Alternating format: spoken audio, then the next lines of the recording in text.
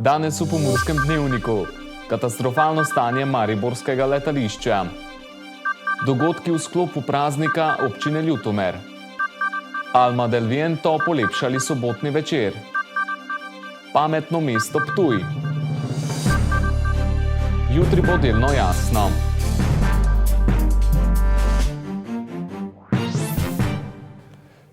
Cenjene gledalke in gledalci, lepo pozdravljeni v družbi Pomurskega dnevnika.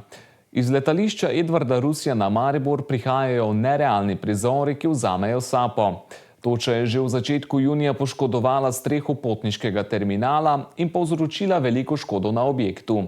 Lokalna skupnost meni, da bi bila sanacija nujna čim prej, a razen začasnih rešitev ne Ministrstvo za infrastrukturo, ne upravljalec letališča nista storila kaj dosti.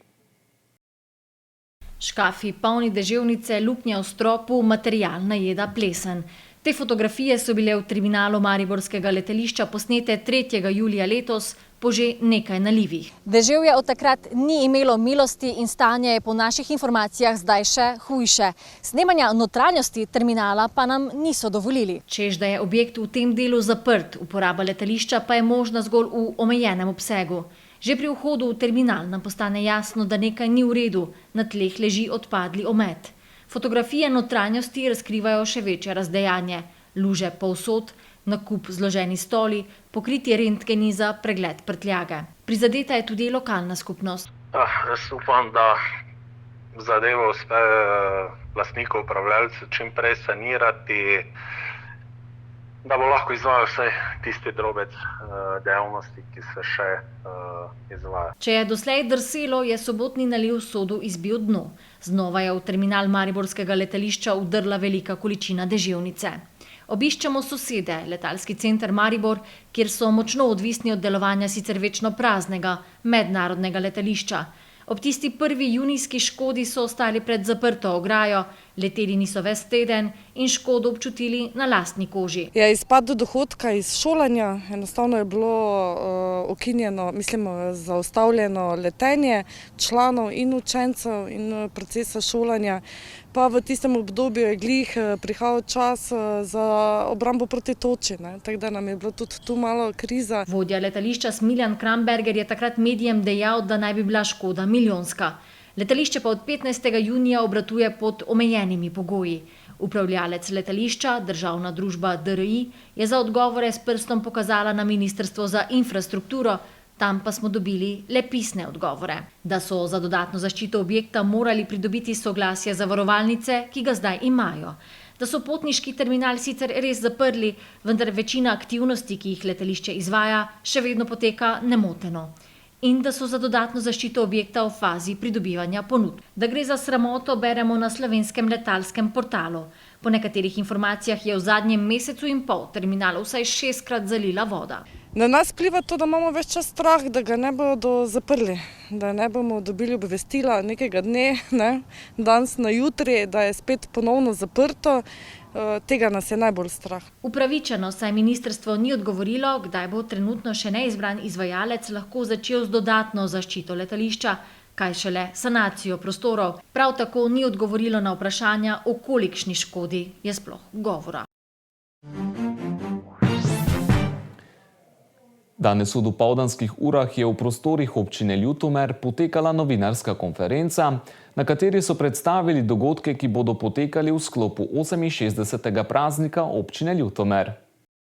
Občina Ljutomer bo letos praznovala svoj 68. občinski praznik.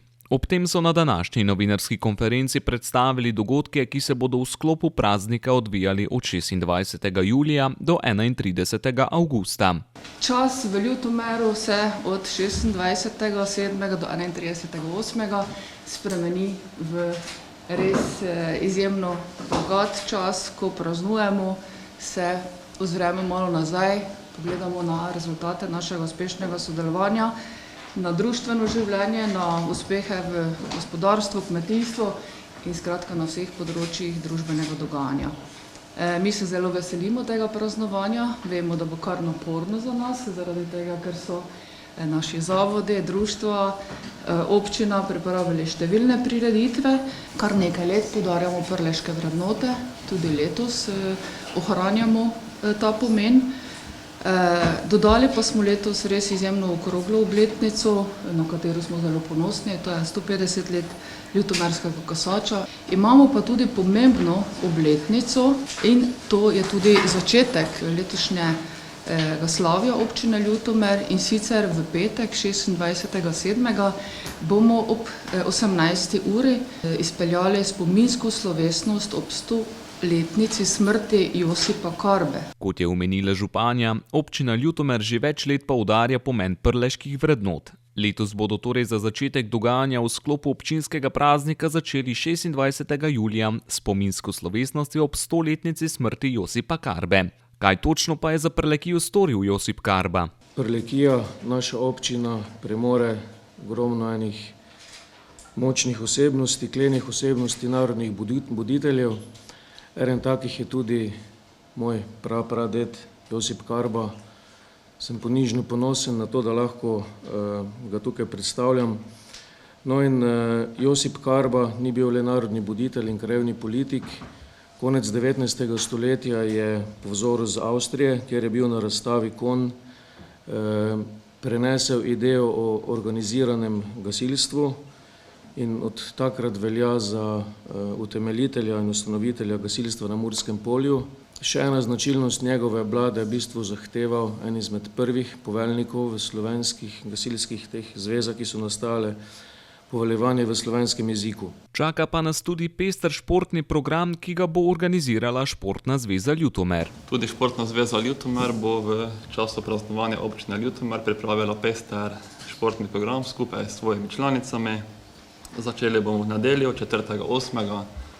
ob 8. uri, ko bomo organizirali rekreativno kolesarjenje, poimenovano Tour de Lotmerk, skupaj s športnim društvom MTB Prlekija in pa športnim društvom Stari Hrast. Pozneje ob 15.30 ure bo na Ljutomerskem kopališču prikaz reševanja utopljenca iz vode skupaj z Zdravstvenim domom Ljutomer, Rdečim križem Slovenije, območje združenja Ljutomer in pa podjetjem KSP.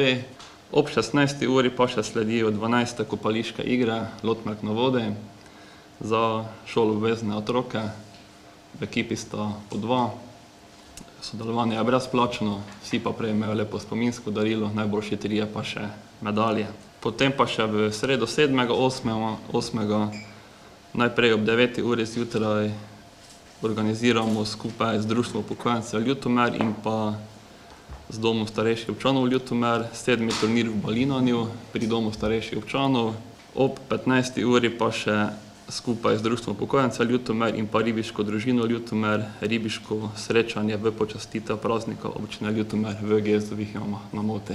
Tudi Prleški sejem je eden izmed pomembnejših dogodkov v sklopu občinskega praznika. Nadaljujemo v soboto 3.8. z našo tradicionalno prireditvijo, to je Prleškim sejmom, in sicer začnemo ob 9.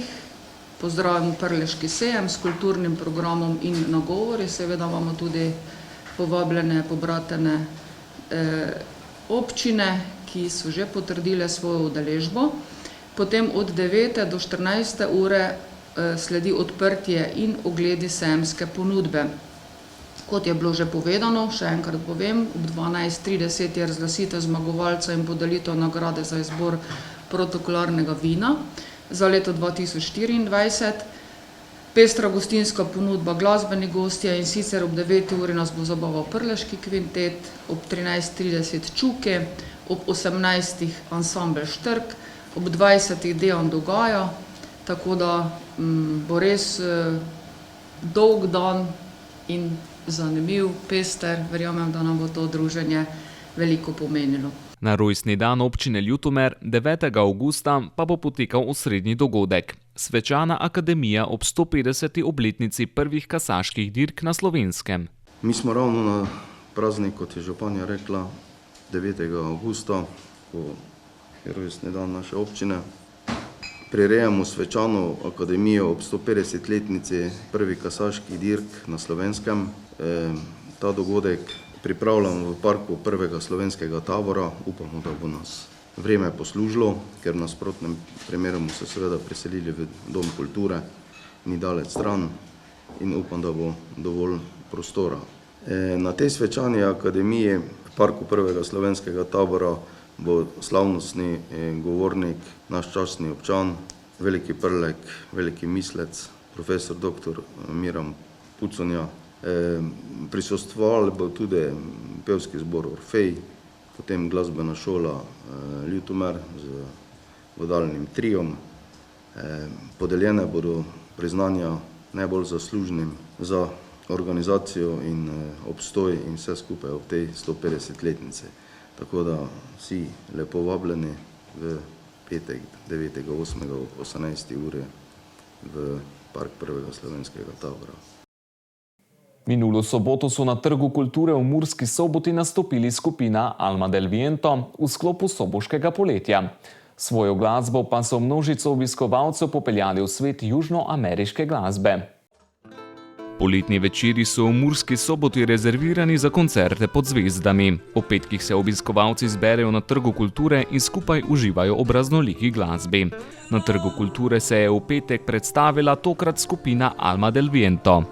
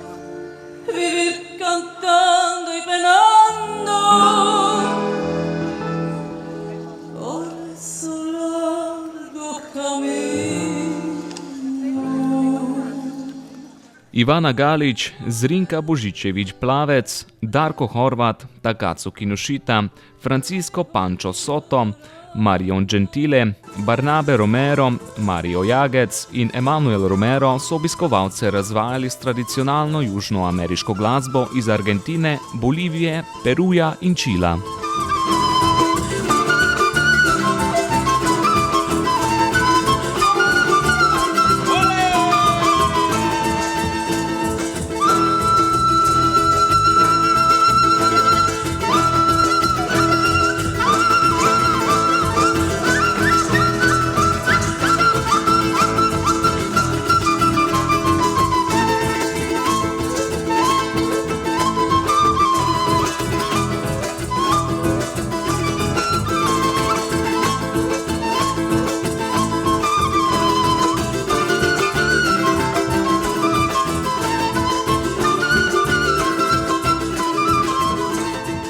Na Ptuju prepletanje tradicije in napredka ustvarjanja, edinstvene kulise in zgodbe uspeha piše kohezijska politika Evropske unije.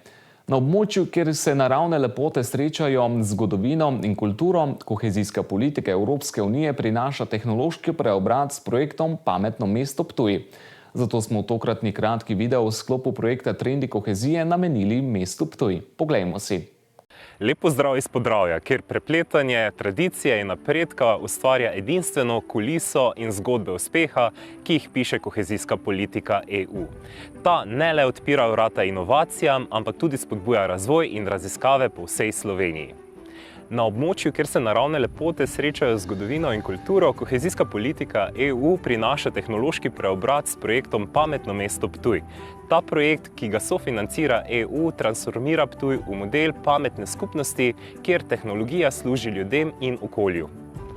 Pametno mesto ni zgolj tehnološka inovacija, je nov pogled na urbani razvoj, ki združuje napredne informacijske in komunikacijske tehnologije in izboljšanje kakovosti življenja, učinkovitosti urbanih storitev in konkurenčnosti, hkrati pa zmanjšuje porabo virov in okoljski odtis.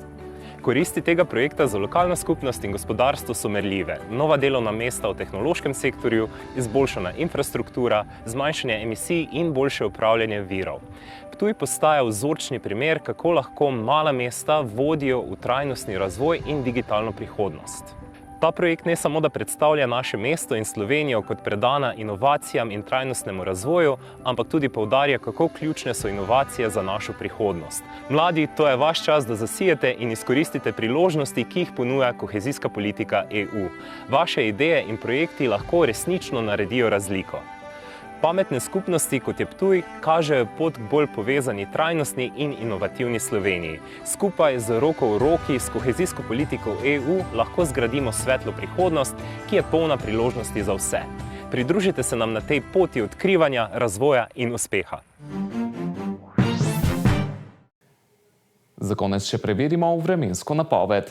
Tudi torek smo v Pomurju pričeli s spremenljivo oblačnim dnem.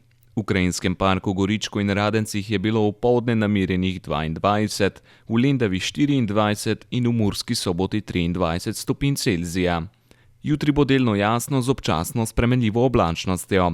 Na severovzhodu bodo že dopoldne nastale plohe in posamezne nevihte, ki bodo sredi dneva in popoldne možne tudi drugod. Ponekod bo pihal severovzhodni veter, na Primorskem šibka burja. Najnižje jutranje temperature bodo od 13 do 20, najvišje dnevne od 25 do 29, na Primorskem do 32 stopinj Celzija. Najnižje jutranje temperature v severovzhodni Sloveniji, v Murski Soboti in v Mariboru se bodo gibale med 17 in 18, podnevi pa med 28 in 29 stopinj Celzija. V četrtek in petek bo pretežno jasno. Burja na Primorskem bo ponehala. Predvsem jutra bodo nekoliko hladnejša. Temperature v naših krajih bodo zjutraj med 12 in 15 stopinj Celzija, čez dan pa med 27 in 30 stopinj Celzija. Tako, to bi bilo za danes vse v Pomurskem dnevniku. Za več informacij o dogajanju v Pomurju pa vas lepo vabimo, da obiščete našo spletno stran www.tvdeja.si.